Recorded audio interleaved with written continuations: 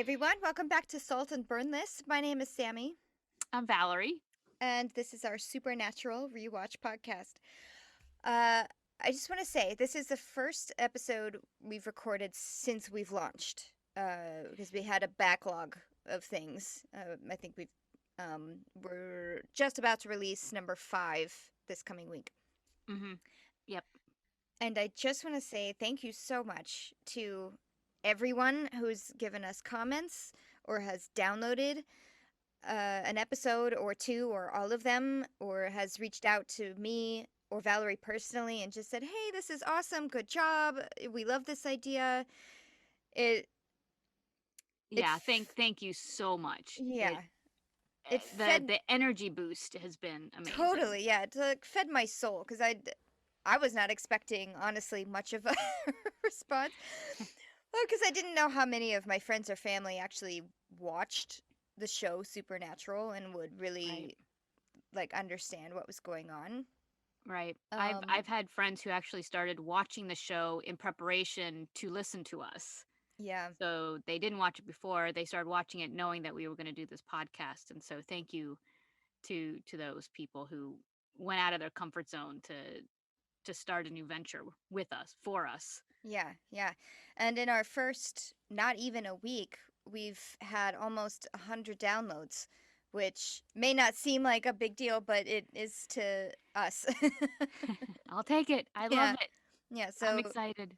so thank you, thank you, thank you, thank you. I hope it just keeps getting bigger. So Thank you. yes, Thank thank you. you. All Thank you, everybody. right, Valerie, you made some discoveries that I want to hear about. Oh, I'm okay. This is a little bit embarrassing on my part because I feel like I've come across as kind of a self-made authoritarian on Supernatural. Because I sometimes feel very superior with the things that I find out about the episodes. But in going back and looking for things for the podcast and for our social media sites, I'm actually discovering stuff like that I've overlooked and big things that I've overlooked. And so I will take ownership of my omissions. And I just wanted to point out to you one of them, Sammy, was in the pilot episode, you gushed, and I mean in a good way, over the actress who's played the woman in white. The Sarah glitchy Shahi. Sarah. Yes, Sarah Shahi. And I kind of let you have that because I didn't know who she was. I Mhm. didn't watch the L Word. I didn't know who she was. Well, I was while I was doing my research, I had Psych, the TV show Psych, on in the background, and up popped an episode where Sarah Shahi plays the girlfriend of Gus, who is Dule Hill on. Well, he's Dule Hill, who was Gus on the show, and Yeah, I was yeah. like, oh, okay, I recognize her. Who is that? Yeah. Tick, tick. Oh my gosh, that's Sarah Shahi. And so now I can own and gush over Sarah Shahi. So Yay! I now know her. So she is mine as well. So thank you for that. And then in Dead in the Water, we had this discussion about why did Lucas, the little boy, who had these premonitions about the drowned boy, why did he go down to the water at the end of the episode? And you said it's because he was called there by the ghost of the drowned Mhm. boy, saying, "Come Mhm. play with me." Mhm. And there's a moment where we see him on the edge of the dock and he's looking into the water and he's reaching down into the water, which is when he is then grabbed by the ghost and pulled Right. down, ultimately almost to his death. Yeah. um I went back and I looked, there's the little green army guy floating in the water, and What? it's one of the toys that Dean picked up when he was first communicating with Lucas, when he first started to try to, create a relationship with Lucas to Oh find out what's going on. my It was one of the god. little green soldier guys that was floating in the water, and Lucas was reaching down to get it when the ghost boy reached up and Ooh. grabbed him and pulled him in. Yeah, I totally missed that. How did I not see that?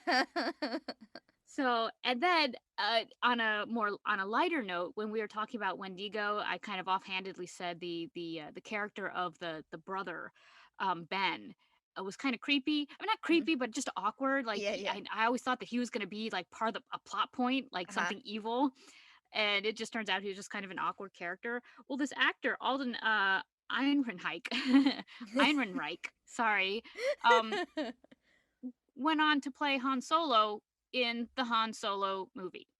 Wow. so I mean, So he showed bravo. you. Yeah, exactly. Exactly. So there I was being all sassy about my, acting notes and character assignments, and he went on to be Han Solo. Wow. Yeah. Wow. So those were my discoveries so far, and Yeah. all three of them took me down a peg. So thank you for letting me correct myself or grow as a podcaster. No, Uh, no, we love it. We love corrections and omissions. And I absolutely stole that from How Did This Get Made, which is another podcast with way more famous people than us. But so I don't feel so bad about stealing well, it. all right, well, step it up. Here we go. I know. All right.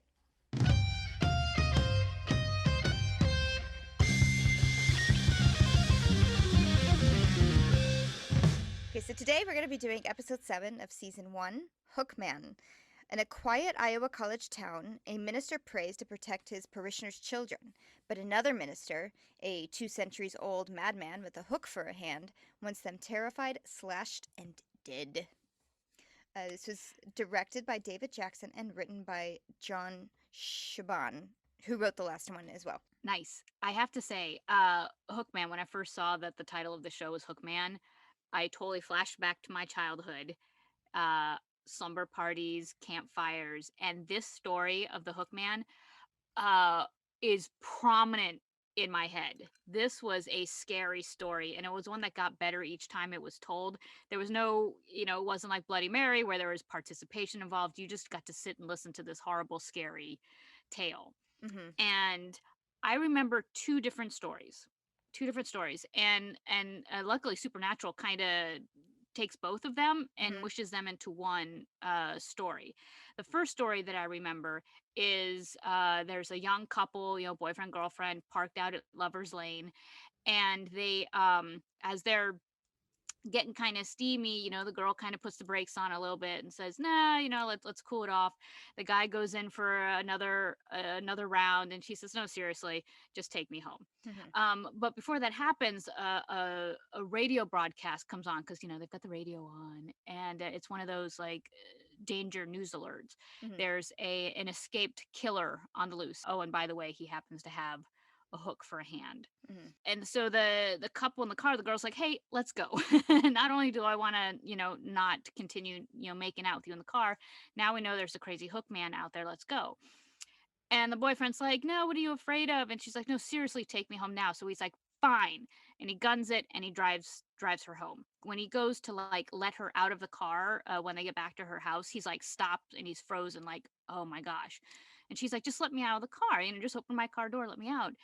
And he doesn't do it. So she opens her car door and gets out, and she sees that there's now like a ripped off bloody hook stuck in Mm-hmm. the door handle. So they Right. were that close to getting hooked and murdered. Right. Um, the other story is why this is the Hookman story. I don't know, but it's the same couple, young couple making out in the car, and they hear a news flash that there's a serial killer out there on the loose, and they also hear like scrape, scrape, scrape on the car, and they think it's just the branches on the tree scraping Mm-hmm. the car.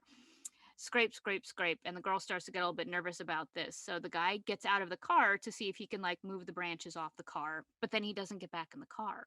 And the girl's like, "Hello, where'd you go?" And she still hears scrape, scrape, scrape. Uh-huh. She's getting more nervous and more nervous, and then a flashlight shines in the car, and it turns out it's the police. And the police get her out of the car, and they're like, "Just come with us." And she's like, "Where'd my boyfriend go?" He's like, the cop says, "Oh, he's down at the station. He told us to come and get you."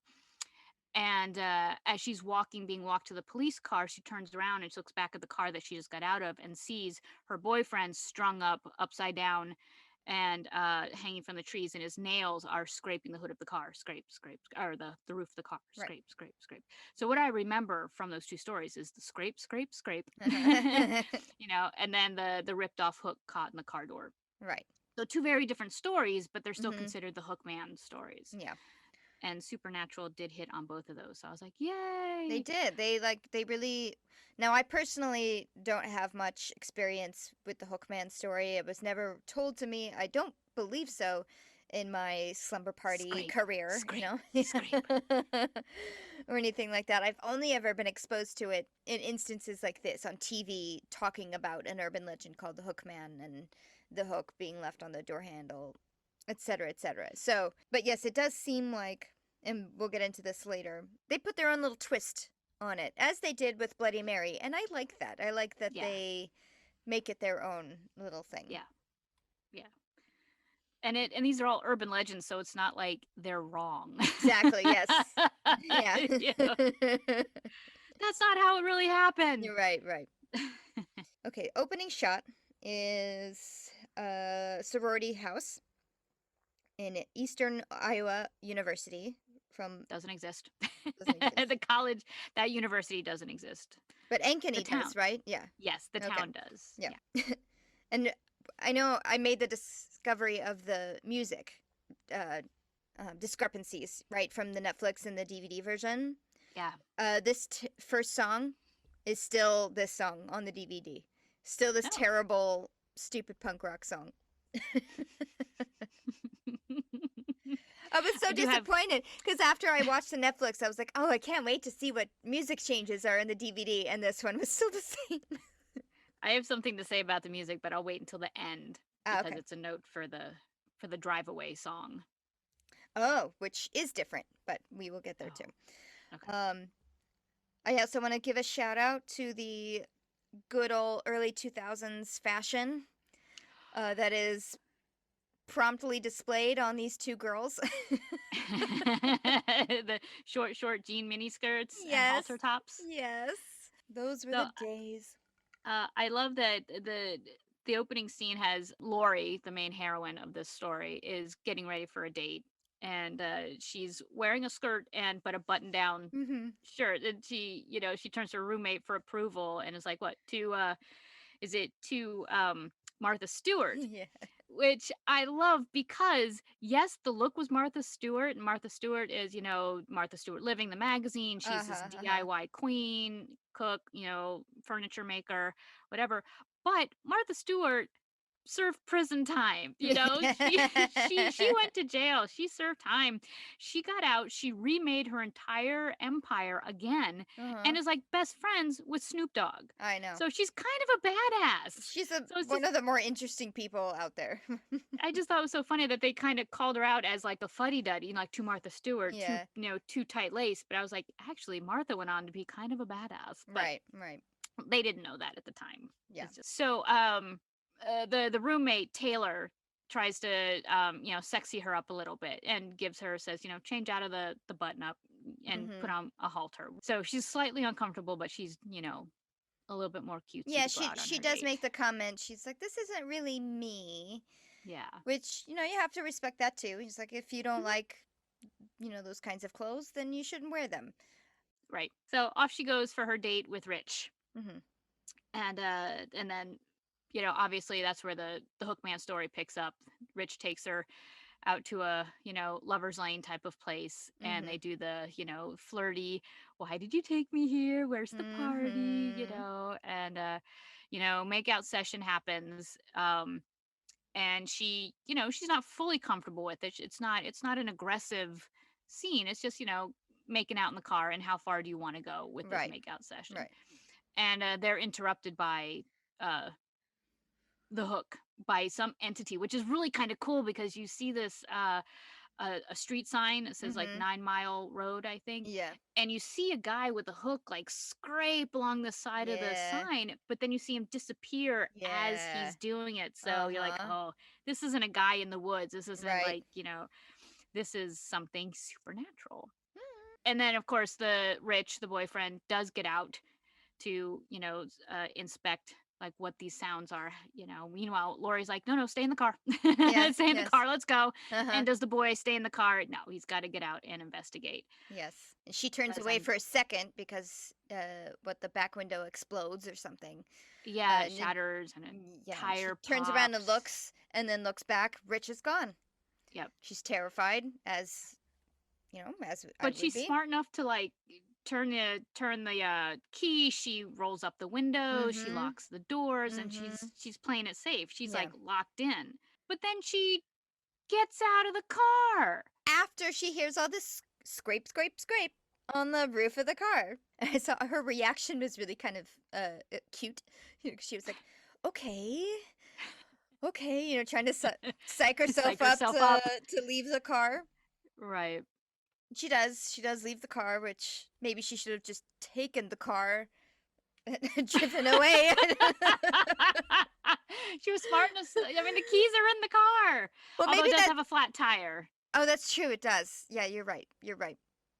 I was just about to say maybe that's why she ends up turning around to say like, "Oh, well, maybe I'll just drive out of here." Right. And It that's does when have a flat tire. she. See, the conversation she had with herself, they cut. So we Yeah, don't so know yeah. what she actually was going through. Oh, Like her clearest thought is to get out of the car and run. yeah. And she does. But then she stops, Hmm. turns around, and sees her boyfriend strung up from the trees, hanging upside down with his nails scraping on the roof of the car, dripping Yes. with blood, and Yes. does a fantastic scream take of Oh yeah, she hands even. up, hands down. Yeah, she preps. She takes a huge Yes, huge breath deep in and. breath. Oh, awesome. Yeah. I thought that was great. I also thought thought it was funny. 9 Mile Road is a dead end road, and there's a big dead end sign right next to Uh-huh. 9 Mile Road. Right. Subtle. It also looks exactly like the bridge from the pilot. The Oh, one that they but jump from the off of. ground looking Yeah. up, yeah. Yeah. Well, once you scout a location, you know, Right. see how many times you can use it. That then finishes the teaser. The supernatural title card comes up. And then Sam and Dean are at a outdoor cafe somewhere. Dean I makes like a quip about your the half coffee. calf venti vanilla latte is ready, Francis. Do you know what Francis is from? No, I don't.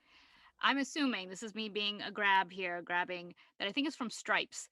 There's a character in Stripes whose name is Francis, but he says anybody who calls me Francis, I'll kill you. And Uh, then the drill sergeant says, "Lighten up, Francis," and that's where I think that's from. That's I my wouldn't I wouldn't doubt that at all. I think your hypothesis is probably correct. thank you. My father's middle name is Francis and he hates it. So I think That's what my dad's middle name is What? Are you Francis. serious? Is it Yes, his name is Mark? Michael Oh, Mike. Francis. Mike. Mine's is Mark. Mark Francis. Oh my gosh, Sammy! How did we not know this? I don't know. Yeah. So they're over coffee. They're Yeah, discussing that they still can't track down their dad. right. You And know, every lead they get. Yeah. I think this is their first mention of Dad since Bloody Mary. I don't think he was brought up at all in Hmm. the previous episode, Skin. So this is just a touch on, by the way, we're still doing this. And then he's not Right. mentioned again, really. Well, once or twice, but not the, Not in the sense of we are still looking for dad. right. Yeah. And that's when Dean says, I don't think dad wants to be found. Mm-hmm. Like it is every lead we've had is a dead end Mm-hmm. on purpose. And Dean, I think, insinuates that it's on purpose, that he Right. just doesn't want to be found. Right. But as it turns out, Dean, in the meantime, has been researching things. Cases. Mm-hmm. Yeah. And comes up with like an invisible man, an invisible attacker Yeah, yeah. storyline. Okay, so just a note on location, because they do mention it's Ankeny. Hmm.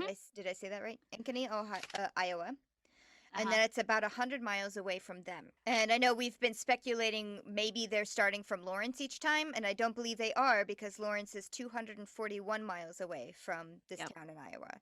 I did the same thing. Really? I was like, first I tried Toledo, Uh-huh. then I went to Lawrence, and I looked at Wisconsin. I was like, no, I don't. They're just driving around. Yep, they just Right. happen to be 100. I think it's just they're just looking for dad. I think Yeah, that's what's happening. they're just kind of road tripping around. And I love that they drive up to the university, and they drive up to this frat house. And I was thinking, you know, because they're like out front of this frat house, there's all these guys working on their cars and stuff. And so Dean and Sam roll up, and they're like, "Hey, nice ride." Uh-huh. I'm thinking they're in like you know, these college kids are gonna like hook right into their car. Nope, nope, Dead they're stare. yep. You guys are two old dudes. Yes. I just thought that was so fun. Nope. But they do buy the line that Sam and Dean feed them, which is, "Hey, we're transfers from out of state. Mm-hmm. We're fraternity brothers." They don't mention the name of the fraternity. There's no secret handshake, Right. but they're allowed to then crash at this fraternity house while they investigate the death of the fraternity brother Rich, who Yeah. died. Right. Um, They meet so their new smart. roommate who's covered in purple Murph. paint. Yeah, His Murph. name's Murph. Can you help get my back? Yeah. Dean makes Sam do it, says like, "Oh, he's an artist. Thinks He he is a can do master it with with the the brush. brush." Right, right. And And the look. that's not the only time he does this in the series. There are a couple other times that he makes Sam do like the artist things and makes a comment. It's like, "Oh man, he's just you should see Uh, what this guy can do." throw him under the bus. Yeah, I love it. totally, totally. Oh, man. So then they get the lowdown from Murph about what happened to Rich and that he was out with the girl, but not just any girl, the preacher's daughter. Yes. Yes, she's the preacher's daughter. Where can we find her? Oh, at at this church. Right. And so the next thing we see is Sam and Dean at this church, and they just go there to, introduce themselves to Lori. But I think it's hysterical that there's a service going on, there's a sermon going on, and I'm assuming it's just a memorial for Rich, Mm-hmm. who died. And as Sam and Dean like walk into the service already in progress, they let a door close, and it's like this giant oak wood door that just goes Dunk. slam. It completely interrupts the sermon, and which kind of is a theme in this episode of them making more noise than Then they meant. They meant, and that's just a little lighthearted moment there of right, the boys are kind of tripping over themselves. right. And you see the cop or the sheriff in the service clock them, and kind of Yep, give them gives an them the eye. eye. Yep. I want to talk about this guest star for a minute. The Okay. Reverend. Did you recognize him? Yes, I did. Of course, I Yes, did. he's in everything. Okay, That's why. everything. Yes, but I recognized him from Frasier. So did I. Yeah, that was Yeah, the yeah, main thing. I couldn't remember what it was. I just remember him being like a series regular, basically, yeah. or like a secondary character. I Yeah. was also Bulldog. yes, I also recognized his voice, and I thought that it was from Frasier. This totally blew my mind, and it clicked immediately. And all of the '90s kids who are listening to this, you're gonna love this. He is the voice of Mr. Simmons on the cartoon Hey Arnold on Nickelodeon. Yes, yes. Dan Butler. Yes, Yes, and I know. I You have was to like, close your eyes. You have to close your what? eyes. Yeah. I loved that cartoon. That was one of Oh my my gosh.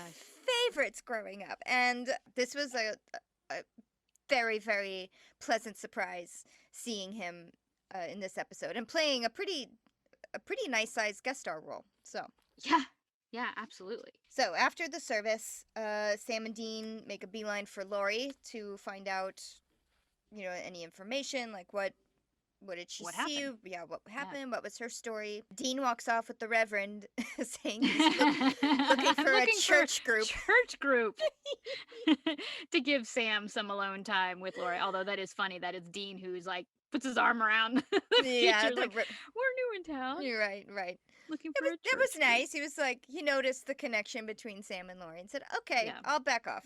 Yep. You get the girl this time. Yeah, yeah. And Sam is like super nice and sympathetic, to Lori about her trauma, and he shares Mhm. a little bit with her. I mean, no details, just says, "Hey, I have my traumas too." Right.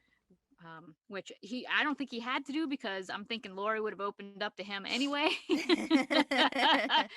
But it was a nice touch. He plays sympathetic so well, and I don't mean plays as in he was faking it. Uh-huh. He just is that person who reaches Yes. out and, like you said, has an excellent bedside manner. So after Lori's story, they go to the library.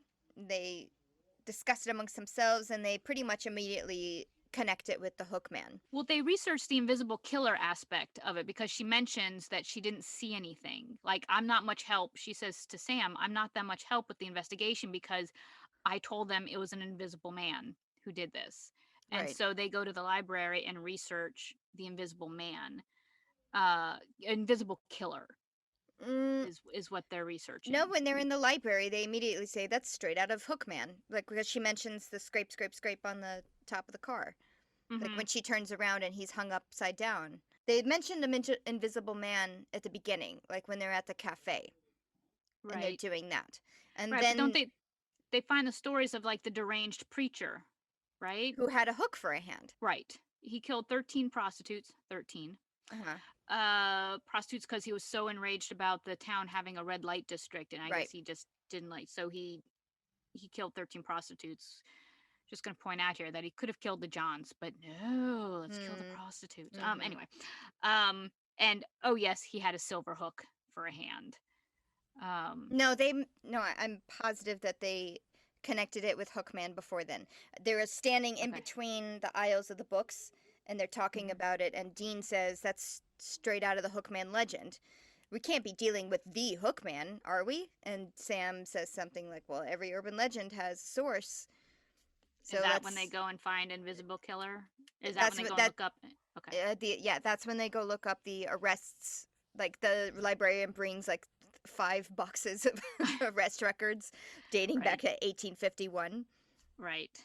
Okay. And I Okay. also made a note that I like that they're putting their own spin Hmm. on the Hookman legend. Like they're kind of combining things and Right. turning him into a spirit instead of a person. Right. So, Right. Instead of just a deranged killer. yeah. Yeah. And we learn more about that. They discover more about this Uh huh. story. Uh huh. So and we can talk about that in a Yes. second.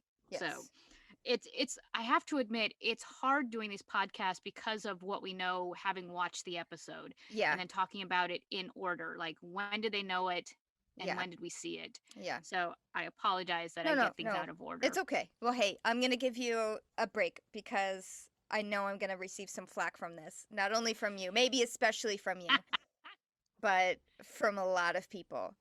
When they find out that the killer from back in the day, Jacob Carnes, they Yes. realize he's the minister who killed all the prostitutes, had a hook for a hand. That was the murder weapon. Dean says to Sam, "Good job, Dr. Venkman." And I had to look that up because I did not know what it was. No. That's my job. I can tell you what it is, but go ahead. I'll let you have it. Go ahead. Because I have a confession, I have not in its entirety seen Ghostbusters. Sammy, to quote you, how are we friends? I know. How I are know. we I friends? deserve that. I deserve every bit of that. I have seen the end of it when uh what's his name? Oh my god, the Rick Moranis, when Rick Moranis is possessed already and Yes. like takes Sigourney Weaver, or Keymaster, yeah, and she becomes gatekeeper. possessed, and then they're up on the building, and this all this stuff is happening, and the Jigglypuff guy is like walking down, Stay Puff Marshmallow Man. whatever. She says whatever. You will watch this movie and we will talk about it. Okay. But the what's funny though about that Dean calls Sam, good work, Dr. Vankman. Bill Murray's character, Dr. Vankman, is not the researcher. He's Oh. actually more the Dean character. He's definitely more the cowboy swagger guy who flies by the seat of his pants. Uh-huh. Uh, there is a single moment in Ghostbusters where the Vankman character does have some knowledge about Mhm. something, and he gets to say no studying, duh, and Yeah.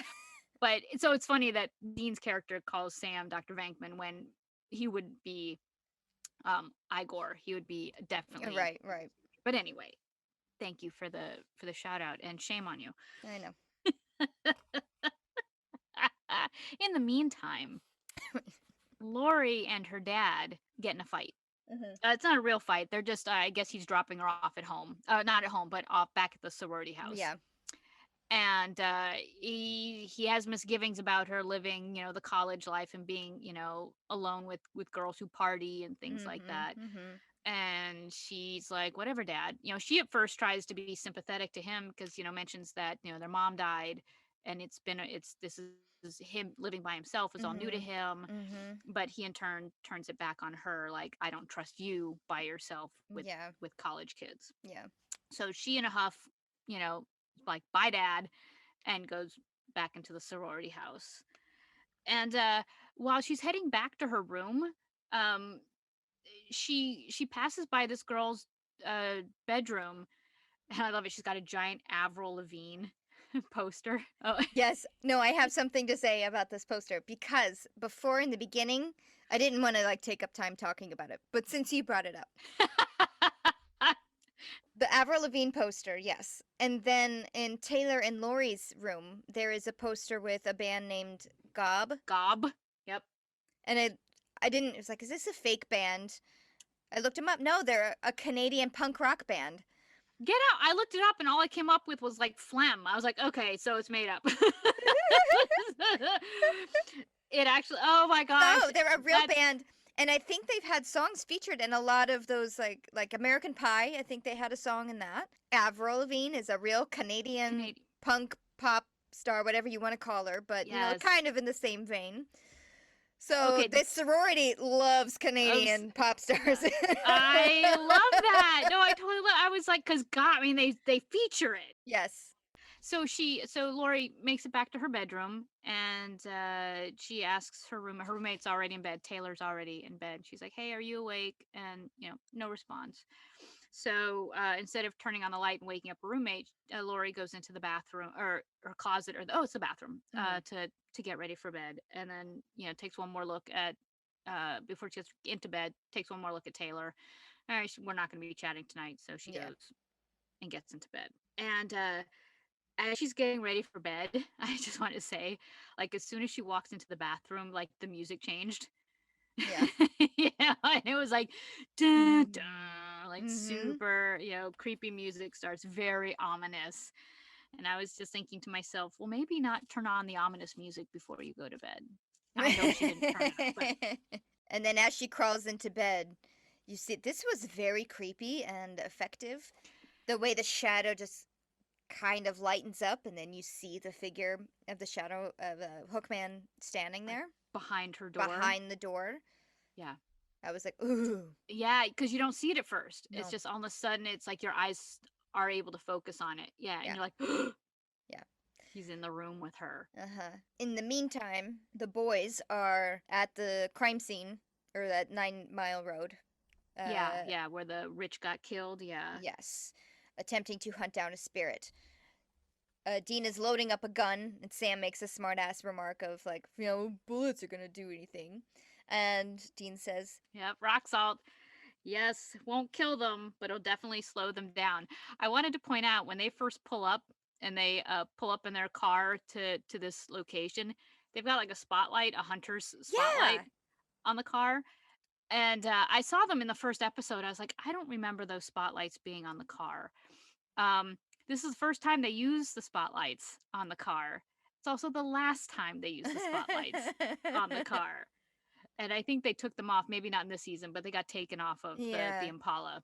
Salt will slow down a ghost. Yes, which is a smart idea, like making rock salt bullets. So, and this, they mentioned Dad. It's like, oh, this was me and Dad's idea. Yeah. Don't have to go to college to be smart. Yes. Go Dean. Go Dean. So they're obviously out there looking for the Hook Man. Yes. Um, and in like a fake scary moment, instead of the Hook Man, out jumps a cop out of the woods and arrests them. So they didn't even get like 10 feet away from the I car know. before they were foiled in their attempts to find Yes. Yes. the Hook Man. And I love Dean when he told him to get on the ground. Dean is just like, he's the one that has the gun. That was just, Throwing his brother under the bus. Yeah, he's got the gun. there were Of course, some really good brotherly moments in this episode, I thought. there were. It was lighthearted for as deeply disturbing as this episode was. Yeah. Dean was kind of lighthearted Yeah. with how he treated Sam. Mm-hmm. Um, but yeah, my question, what were they arrested for? But okay, not a big deal. We just Yeah. know that they're now in jail, we Yep. assume. A plot device that, okay, fine. The yes, And I Yes. thought it was funny that they got out of jail time or out of trouble with with just a fine by essentially telling the truth that they were hunting spirits with rock salt, but playing it off like a college hazing. Like a college prank. Yes, that's it. That's hysterical. Yes. What'd you tell him? I told him we were hazing you. Yeah. Well, what did you explain about the gun? That you were hunting a spirit with salt? Yeah. Yeah. Um, but while once they got released from jail and they're doing, how doing this exposition, how to get out of jail, they see all the cops come running out of the police Hmm. station, jump in their cars and go speeding off. And they're like, "Ruh-roh." Yeah. So they Be- follow the cops. because Lori awoke to find her roommate no longer asleep, but dead and lying in a giant pool of her own blood. And not Yeah. only that, but creepy serial killer words scratched out on the wall. Let's say, what did it say? Aren't you glad you Aren't you didn't glad turn you didn't all turn out? on the light? Yep. Yes, with the weird symbol underneath. Yes. So it's like scratched in blood with a hook. Yeah, Or scratch on the wall with a bloody hook, I guess yeah, is what you yeah, would yeah. say. Yes.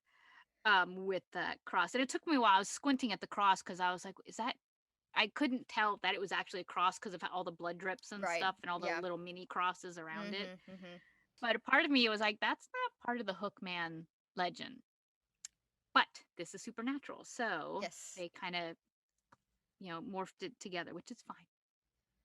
You But mean my the childhood, the phrase, the aren't you the glad you phrase, didn't turn? Yeah. yeah, yeah, that's like, for me, that was a whole nother story. That was a whole nother scary story, Mm. kind of like I Know What You Did Last Summer. Right. Right. Um, separate.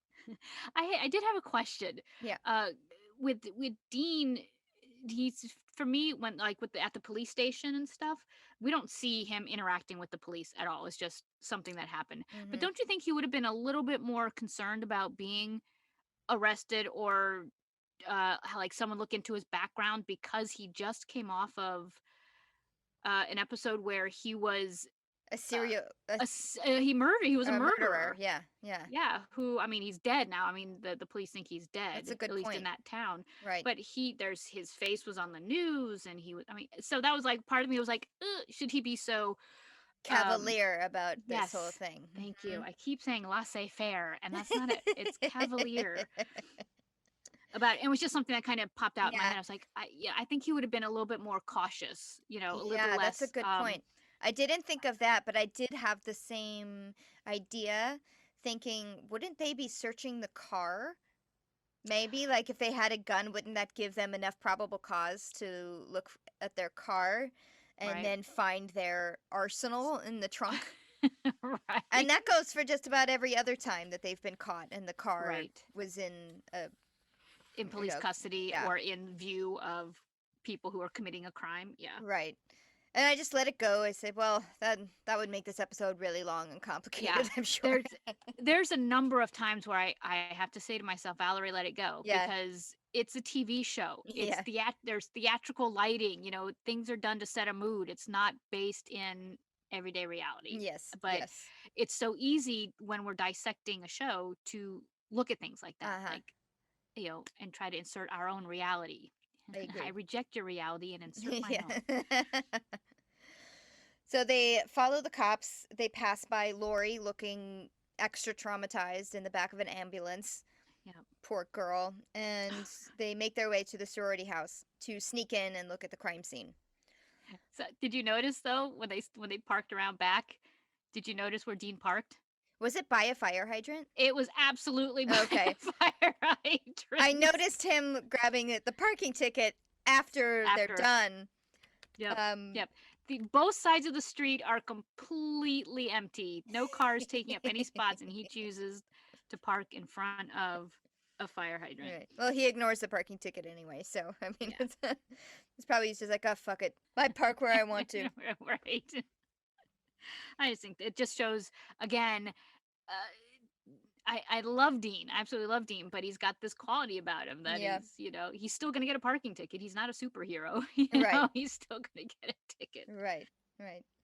Speaking of his little comment about sorority girls and naked pillow fights, of Now, course. now here's what I'm gonna say. I'm hoping that it wasn't just Dean being like horn dog Dean. He was actually quoting Animal House, the movie. Not quoting, Mm. but referencing Animal House, the movie with Mm. John Belushi, because they were at a sorority house. You see sorority girls, and in the movie, you do see Naked a pillow pillow. fights. Yeah, so I'm hoping that he was just Yeah, referencing the movie probably. and not, digging deep into his inner douchebag. Right, right. And So I'm gonna probably just kind of the reputation that sorority houses maybe have in TV land. general, yeah, in TV land. Yeah. Yeah. So I'm gonna just say, in my heart, I think he was referencing a movie and not thinking that, oh boy. Yeah, yeah. Yeah. Um, but I Especially love, given that there's a murdered girl inside. yeah, But yeah. But I love, I don't know if you caught this, especially with if you watched it with your headphones in, when they crawl into the window and they're like, oh, sorry, be quiet, sorry, you okay. be quiet. It was just like this Again, amazing brotherly banter. yes, and Loved it. making more noise than anybody should, Yeah. sneaking into a crime Yeah. scene, having But just left a police station, having yes. been arrested the night And a before. cop being there in the room, In the like room. 5 feet away from them. Yes. Yeah, that was very funny. You be quiet. Oh, you be Hmm. quiet. He's like, oh, sorry. Oh, sorry. Yes. Cop in the room doesn't hear this? Yeah. And Maybe he was just overwhelmed by the amount of blood in could there. be. And he does make the slowest walk I've ever seen out Out of of the the room and down the stairs. It was like boom, boom, boom. So Sam and Dean make it into the bedroom where poor Taylor had been murdered, and there's a lot of blood. Mhm. But they notice a smell. They're like, wow, this is the strongest we've ever smelled a spirit in the room. Ozone. They mention ozone, which they have not mentioned before, nor do they expand upon what Right, ozone is. right. And and I did look it up. Just it's like, did I miss something in a previous episode? I don't think I did because now I have records, you know. But Don't at you this ever forget. point, they have this is the first Yeah. and only time that it's Yes. mentioned, and then it's just like oh, here we smell it, and that's it. Yeah, and it's super strong. Yeah. Yeah. But that's also when they see the words scratched on the Mhm. wall, and Dean says, oh, this is definitely Hookman. Uh-huh. And I wrote down, no, it's not. Right. Um, but I'm going to take us out for a second. Yeah. You know how I love my outtakes and my bloopers Yes, and yes, stuff yes, like yes, that. yes. While there have already been some, I'm not going to comment on every single one. This is like my little personal note here. In in this scene, in this shot, when they are looking up at the wall, when Dean says, does that look familiar to you? In this one outtake, he says the line, does this look familiar to you? Somebody's phone rings off camera. It goes, "Boo-doo-doo-doo-doop," and Jensen goes, what was that? And he just says it like, it was part of, Part of the scene. his yes, exactly. That I use that as one of my ringtones now. The- "Doo-doo-doo-doo-doop." What was that? I oh. actually have it. Oh, play it, play it. What was that? That's all it is. That's all it is that, does that look familiar to you? Boo-doo-doo-doo. What was that? So, the boys get all they can get out of the crime scene, and do they go back to the? No, they don't go back to the library, um, but they research the symbol on the wall because they notice the cross. They see the cross. They're like, oh well, yeah, that looks that's familiar. yes. And then they And I think you're right. I think they do go back to the library because then they see the picture. They go back to the picture of the hook. and it's got the cross It's hanging dangling from it. on the thing. Mhm. Okay, okay, and they decide that they're gonna have to. No, no. Maybe they do go back to the library, but they don't show them back at the library. They're in the frat house, and there's a huge party happening. Because Dean Right. is just like, this is my heaven. Party with girls. Right, right. Yes. But they're talking Yes. about their research in this frat house party. Right. And they must have made some copies of some stuff, so. Okay. Okay. So, but they do find that that the hook man did his hook actually had a symbol, that Yes. cross on it. Yes, And correct. they're like, okay, so this guy is buried somewhere In in an an unmarked grave. unmarked grave, this reverend murderer. So we're gonna have to go salt and burn his bones. In an unmarked in an grave. unmarked grave, and that's the kicker is, yeah, he was unceremoniously buried. Right. Uh, Well, I mean, he deserved it. well, yeah, absolutely. I'm just saying, but that just makes their task that much harder. Yes, they decide they have to dig him up, salt and burn him, but Yes. how? Yes. But also How? during this discovery, they make a connection that, well, maybe just like a poltergeist can haunt a person and not just a place, maybe that's what's happening here because Hookman showed up at the sorority house and not at 9 Mile Road. Ah, So they're like, okay, so he's not just haunting the place because he's moving around. So maybe he's attaching himself to someone, possibly the Reverend, because he's a mhm. man of religion and he Trying to protect his he's daughter right. from And he might not even know that he's doing it, right? yeah, That his energy is drawing the hook man to him, right. right? So then they split up. Sam goes and stakes out Lori's house To and make sure that Hookman doesn't show up. and Dean begrudgingly goes to find the unmarked grave, forcing him to leave this The pla- girl, the the the party girls. yes. I have to say that was a really cute face that he Yeah, made. I He was know. like, God damn I guess I'll go it. dig up the and it wasn't he made the decision to go himself. It He wasn't did. like Sam was saying, you should go do he was like, no, I really should go, like we should go solve this mystery. Yeah, yeah.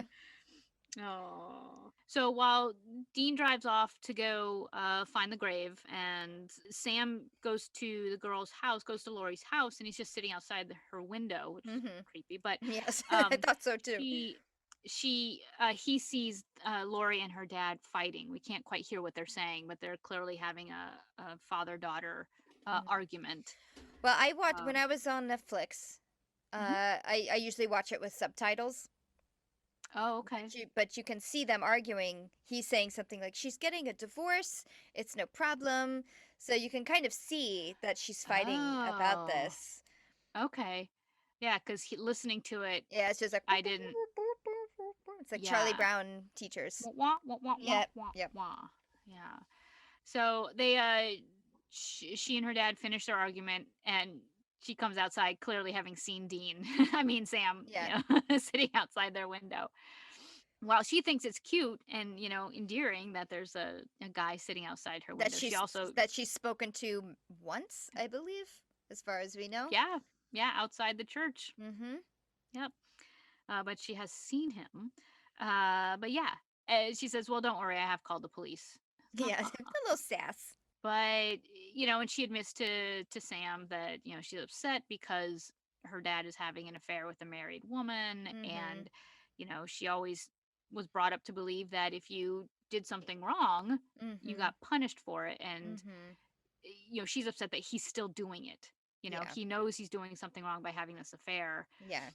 and yet he's still, you Yeah. know, She's going through a lot of stuff right now because she's mad that her father is such a hypocrite, yep, as a reverend, preaching things like morality and here he is doing right, something not very moral. And B, here she's witnessed two people relatively close to her get viciously murdered, yeah, and everyone on her life is turning on her. And she even right, says, people think I'm a suspect. No one will talk to me anymore. And I think, yes, it is creepy that Sam, a stranger, is just sitting outside of her window. But I think she's just so desperate for somebody to talk to. right, right, She just goes with it. She's like, yeah, okay, I don't care. yeah. That. And again, Sam is so I sympathetic. know. He's just the shoulder to cry on. Yeah. And while he doesn't admit to any details other Yeah. than, someone close to me, I don't even know if he says died. He said, I No, saw he saw someone somebody get hurt. get hurt, right? Mhm. And she, again, probably just craving human compassion, Yes. leans in and kisses him, just looking for, compassion. And he's Sam, so he's cute. Yes. But Yes. Sam says no, Yeah. you know, this isn't, I can't. And she actually respects him for that because Mhm. she says, oh, is this because of this person you lost? Mhm. And she then sympathizes with him, Yeah. which I thought was very sweet about It her. was She this wasn't was a just, nice sweet scene. albeit a tiny bit creepy, but that's okay. Yeah, it did evolve quickly, but again, Yes. it's a TV show. Yes. So Um, in the meantime, yeah. cut to Dean, who the show kind of cuts back and forth between these two storylines. Dean is looking through the graveyard, and okay, there was a moment that actually scared me because when I was watching with headphones, there was some leaf crunching, Yeah, like a substantial twig snapping. Yes, Like, right yes. in my left ear, and it was so close and intimate and clear. In my room watching this, I snapped my head to the left because I thought someone was right there. I was like, "What?" Man, earphones have changed our viewing Yeah, lives. they really have. I now understand why people get so obsessed with sound quality. I absolutely get it. Yep. It's really funny because I was expecting, because of like the crunch, I was like, what's there? Yeah. And It's it's nothing. nothing. It's absolutely It's nothing. absolutely nothing, because he is able to find the grave because it's Mhm. marked with that cross. Yeah. And he digs him up, and he has, next time I stay with the girl. Yes. Because he's like all sweaty. It's hard work digging up a grave. I would assume digging up 6 feet, although he doesn't seem to be buried all the way 6 feet, but that's Yeah. okay. Yeah. It's a lot of shoveling. I can't Yeah. even shovel a driveway without having back spasms Exactly. the next day, Uh-huh. So, yeah, so he does. He's able to find the hookman's body, Mhm. breaks through the coffin, Mhm. and salts him. And Lighter fluid burns burns him. him. 26 minutes and 20 seconds through 33 seconds. This is the first time they actually salt and burn a thing, a body. Yes. They've mentioned it a couple times before, but this is the first time we've actually seen it happening. And it made me go, 7. yeah. We waited until know. episode 7.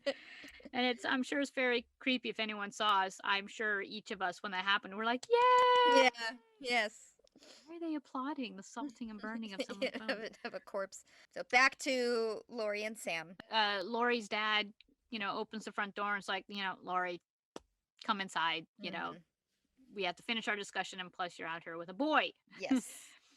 And she does, I'll come in when I want to come in. I was like, oh, so why did they have to go to that level of like, she. You know what? I was that girl, so I'm not gonna. Okay. Okay. Oh, yeah. I was that girl for longer than I'd like to admit. It's good that she stood her ground instead of like, head down, okay, daddy, type of thing. I'm glad for that. But it was just, there's something about the tone of I'll come in when I'm ready. She didn't say it. She harumphed it. And I was like, oh.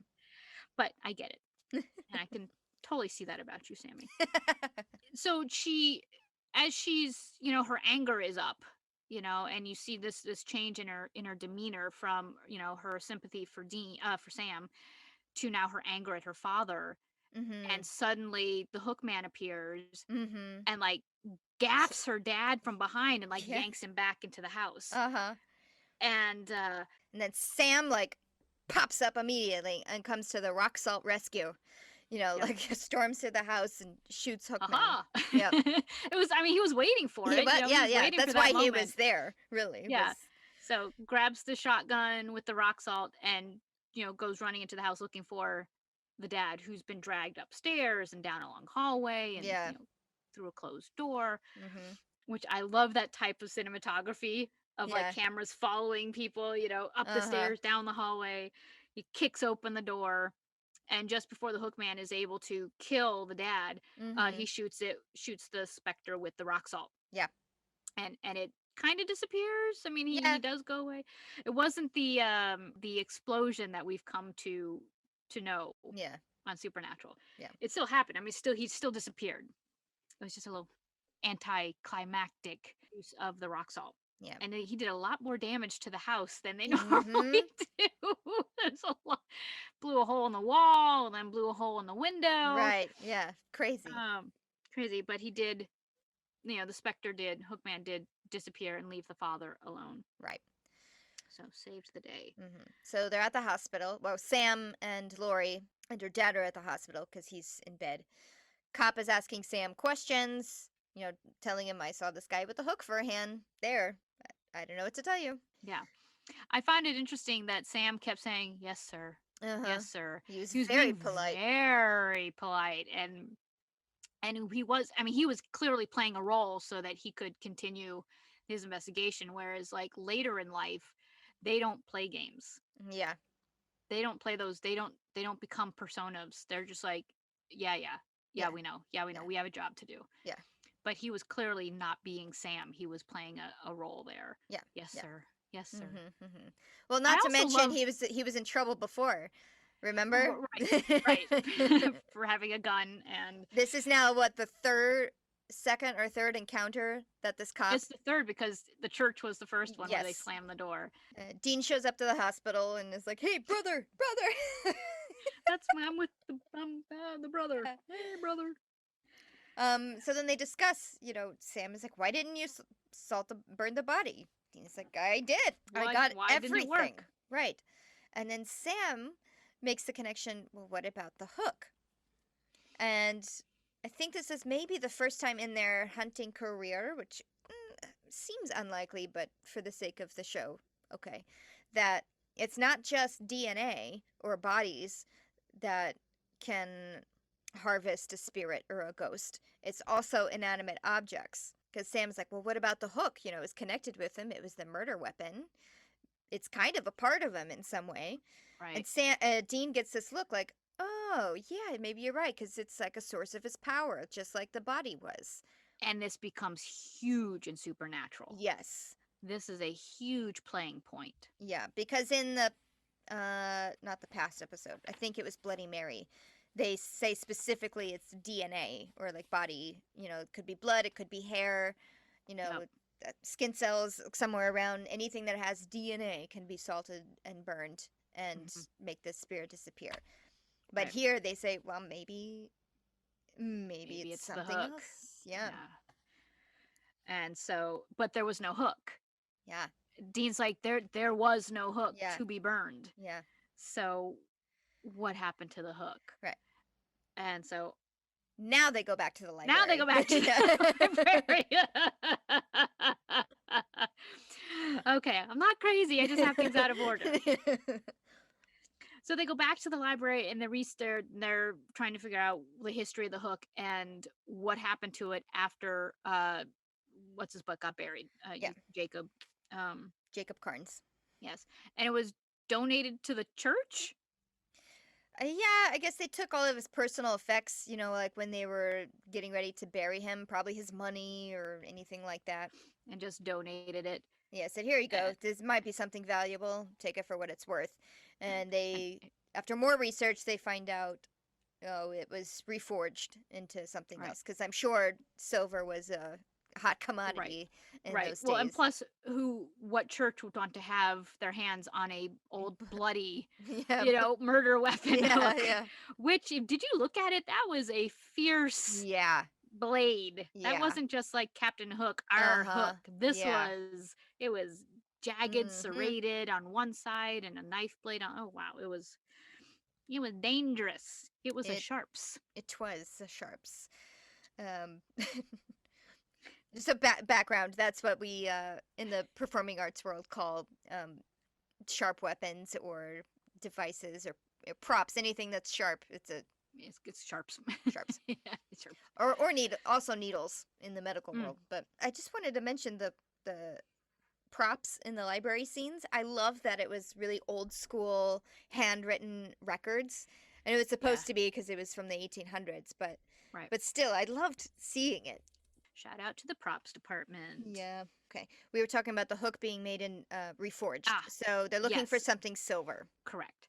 But they don't know what it's been reforged into. So they decide to go back to the church and just collect everything silver and burn it. Yes. The church and their house. Because Sam goes into the house and Dean goes into the church. And Dean says, hey, don't look in her underwear drawer. Which... Why? That line did not need to be there. No, it wasn't like funny. No. It wasn't like lightening the mood or it wasn't funny. It wasn't really referencing anything except possibly panty raids, referring to sorority things, Again, but I don't know. yeah, it's like Dean didn't have to go there, And even Sam especially. kind of like made a face like, what? What? Yeah, yeah. That's a part of Dean we didn't need to see. Right. And we did forget to mention earlier, when they're in the hospital and they make the same revelation that maybe it's the hook that the guy is attached to, but Yep. it's not the father that he's haunting, it's It's Lori, Lori. because Yep, she's so upset by all of these everything things. around her, as opposed to the father trying to protect the daughter. Yes. So we learned that it's most likely Lori who's manifesting, unbeknownst to her, manifesting the hook man.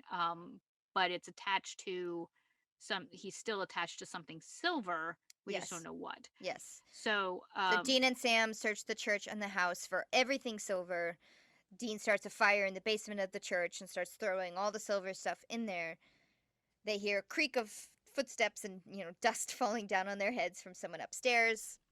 It's Lori, and she's really distraught over all of this, and she's really taking to heart how it might be an avenging angel because she has been having too many bad thoughts. right, avenging thoughts. Right, right. And they don't make fun of her for it. They don't say that's bullshit or anything. They just say, trust me, this is not an angel, this is something else. Right. But they don't look down on her for her faith.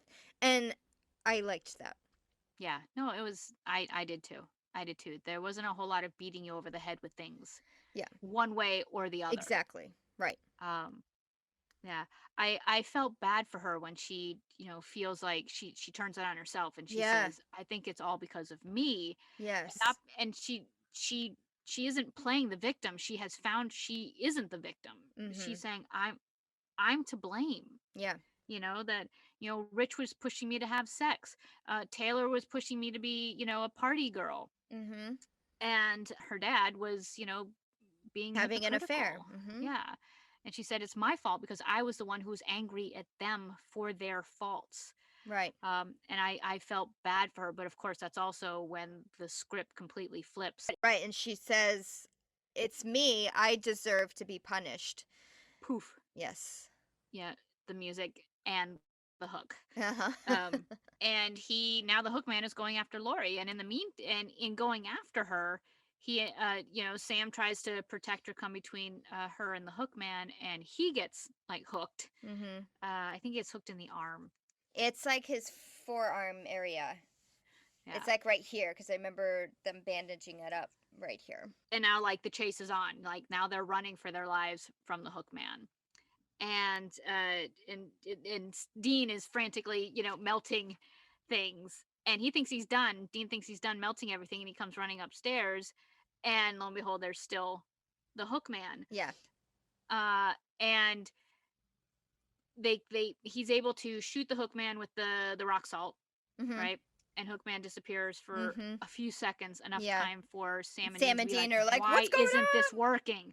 Well, you burned all the silver, right? He's like, yes. So what are we missing? Yes. And then Lori's necklace somehow has like finally made an appearance. You've seen this chain around her neck the whole time.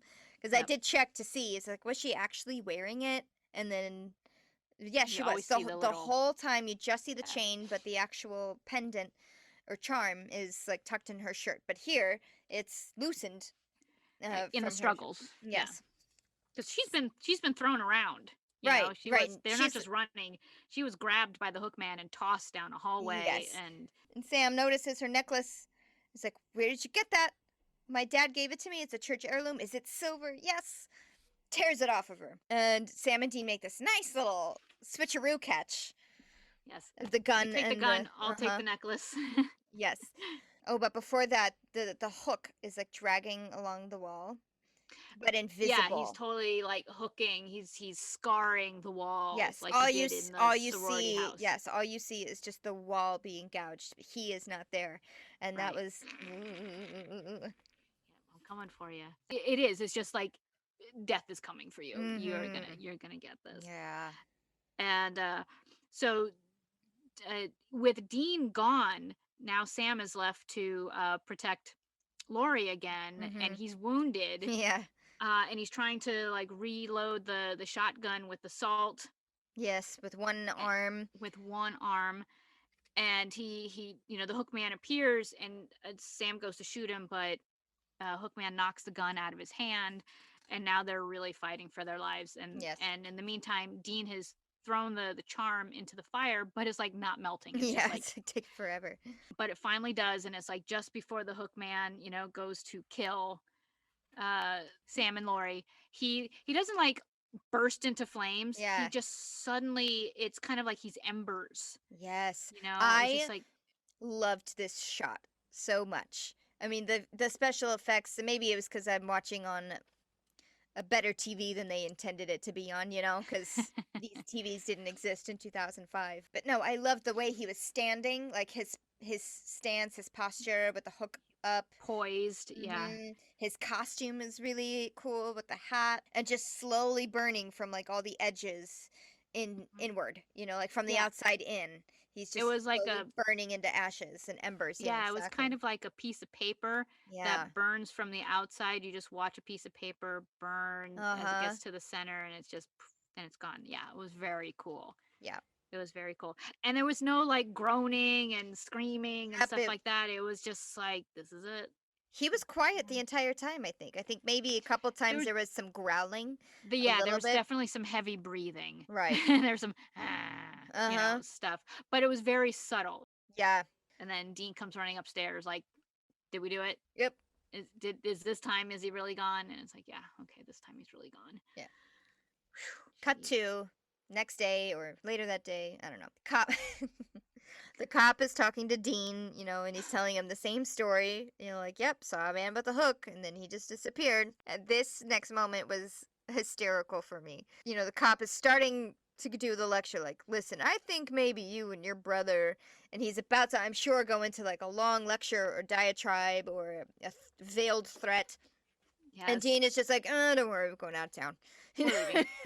We're leaving. Because like so far, every cop has been like, you don't belong here. Like in every episode that they have a run-in with the cops are always like, get out of town. Yeah, yeah. You strangers, you're causing trouble. Keep moving it. So I made a note here that while that's happening, Sam is, talking to Lori. And I call it the girlfriend moment. Mm-hmm. Because there always seems to be, in the wrap up, the boys before they leave town have to like sever ties with whoever they've created a relationship with. And I don't mean girlfriend boyfriend relationship. I mean, this relationship. And it seems like Sam is having a harder time saying goodbye to her. Yeah. And I feel bad for him. But at the same time, I'm like, he is still so torn up about Jess. Exactly. That I think he feels bad not for himself for leaving. I think he feels bad leaving her for her because of what she's been through. Yeah. And there's a lot of criticism of this episode because of how connected Sam was to this girl in this moment. Oh, really? Yeah, because they literally were talking about it. It was like a girlfriend moment, and that Sam was upset about having to leave her because he wanted to stay and be with her. Yeah. And I'm like, I don't think that's the case. And so for me, it's the way I read it was that Sam was reluctant to leave her for her.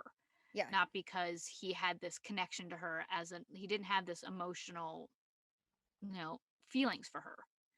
He just had Sam. He was just being Sam and being caring for this girl who just went through so much. I mean, he may have that connection of we both lost people, but I don't think it's a romantic connection. Just because he was and is still, I think, so connected to Jess. That's my take on that. I interpreted it only slightly different than you.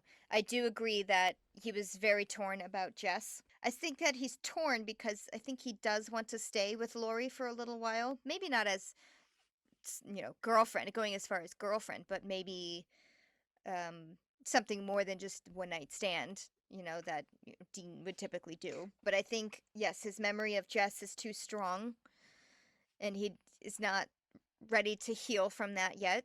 And he's still going through or dealing with the fact that he had the vision of her before she died, which hasn't really been mentioned in a little while. But also maybe he doesn't want to taint Lori, who is like a very sweet girl. And I think that he did like her. But he doesn't want to taint her with the fact that he's still got all this trauma and Well, he feels baggage about responsible. Jess. Yeah. Yeah, he feels responsible for Jess's death the same way that Lori was feeling responsible for Yeah. the death of everybody else. Yeah. And I think also he doesn't want to taint her. She's already been through a supernatural experience and like look at all of the pain that she's had to deal with, you Right. know? And the supernatural stuff is not going to leave him. The ghosts, the demons, the evil is always there, and it always wraps the other person up in it. And I think maybe he's just not ready to loop someone else into it, especially this girl who, is already dealing with a lot of trauma. And she's also young, she's 18 and he's 22, 23. But anyway, so that was my interpretation is he did like her and maybe wanted to stay. And then when Dean asks him, and this was a really sweet scene too, because he doesn't break his balls. He doesn't, say anything gross. Dean, he just says, "You sure you don't want to stay?" Yeah, we can stay. Yeah. And Sam, See, the and look on Sam's face is just like, I can't stay. yeah. Let's just go. See, and part of me, while yes, it was very sweet, part of me is like, what made Dean so sweet in this moment as opposed to any other moment? Right. Like what's been happening that Dean sees that this is a potential need that Sam has? Instead of let's go find Dad. Yeah. Let's go help people. He's like he's willing to actually stay, put their mission off so that Sam can connect with this girl. Right. So part of me is like, why? Yeah. Why that emotional, why that brotherly empathy? I will say I did look up some information that this episode was shot earlier. Its placement in the season's order, they didn't shoot this in order. So this was actually shot, I think, right after Wendigo. Wow, really? Yeah, which is why I think some of the emotions, the emotional relationships are a little bit different. Yeah. And just why some of the questions we have about where the guys are, Yeah. in time is out of place. It's because this episode was actually filmed to go after Wendigo. So there's certain events haven't happened to the actors in this episode. Interesting. So. Okay, you said you wanted to talk about the ending song.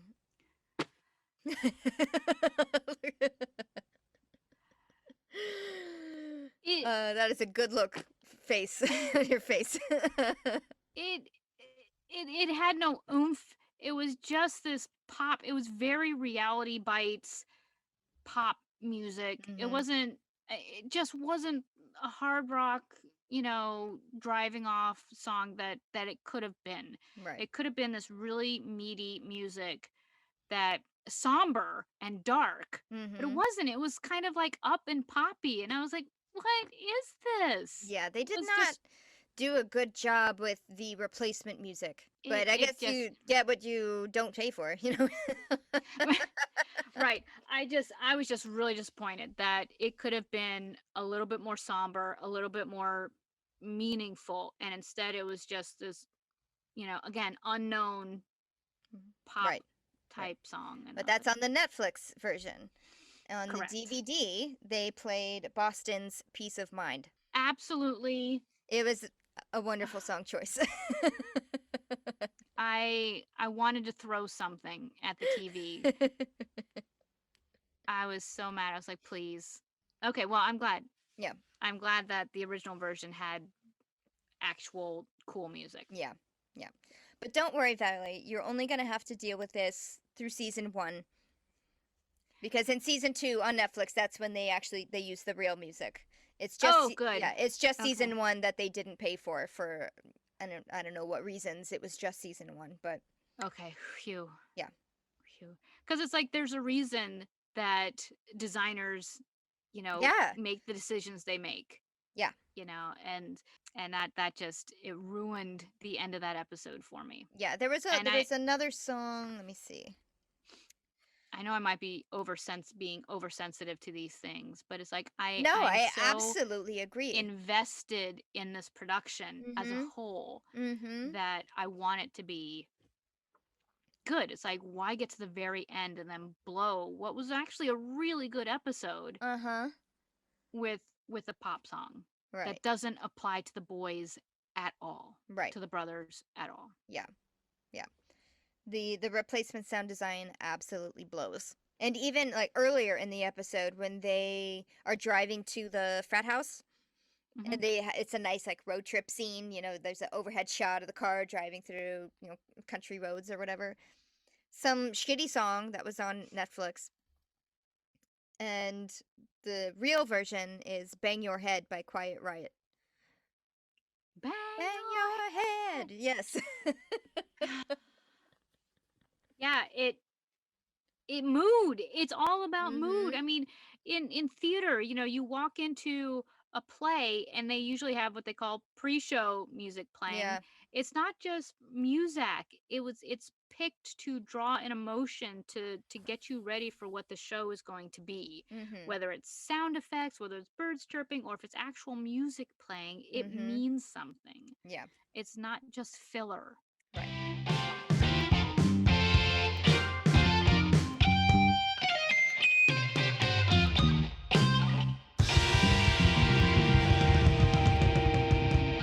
Thank you for making me feel better about the end of this episode. And again, they say there are people who thought this was one of the weaker episodes. That's crazy to me. Yeah. I Yeah. And I think thoroughly enjoyed this.